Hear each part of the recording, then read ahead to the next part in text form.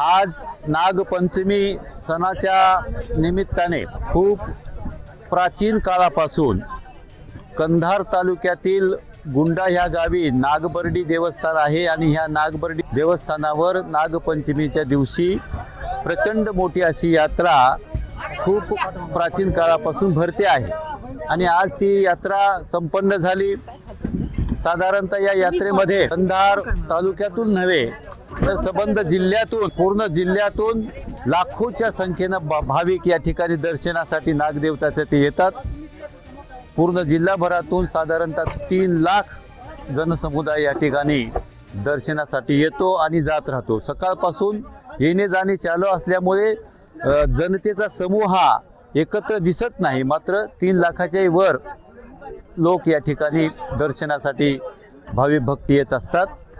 आणि या वर्षीपासून लोहा मतदारसंघाचे लोकप्रिय आमदार आमचे नेते आदरणीय प्रतापरावजी पाटील चिखलीकर साहेब यांच्या कल्पनेतून ह्या नागोबा देवस्थानचे अध्यक्ष युवा नेते आदरणीय प्रवीण पाटील चिखलीकर यांच्या सूचनेवरून आम्ही ह्या पंचक्रोशीतील सर्व गावकऱ्यांनी सर्वांच्या मताने या ठिकाणी यात्रेच्या निमित्ताने या वर्षीपासून कबड्डी स्पर्धा, खुल्या कबड्डी स्पर्धा व पशु प्रदर्शन भरवलेलं होतं। पहिलं वर्ष होतं तरी सुद्धा खूप चांगल्या पद्धतीने चांगल्या प्रकारे प्रतिसाद मिळालेला आहे।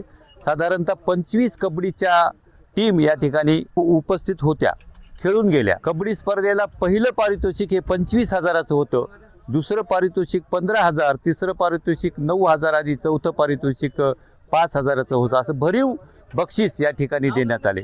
पशु प्रदर्शनामध्ये सुद्धा बक्षीस 5,000पासून ते 1,500पर्यंत होतं आणि अतिशय चांगल्या उत्साहामध्ये या ठिकाणी आज यात्रा संपन्न झाली।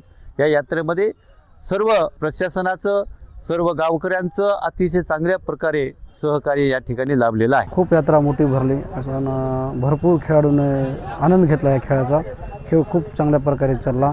लोकनेते आमदार प्रतापराव पाटील चिखलीकर साहेब यांच्या पुढाकारातून आज पहिल्यांदा इतिहासात नागबर्डीला कबड्डी झाली आहे।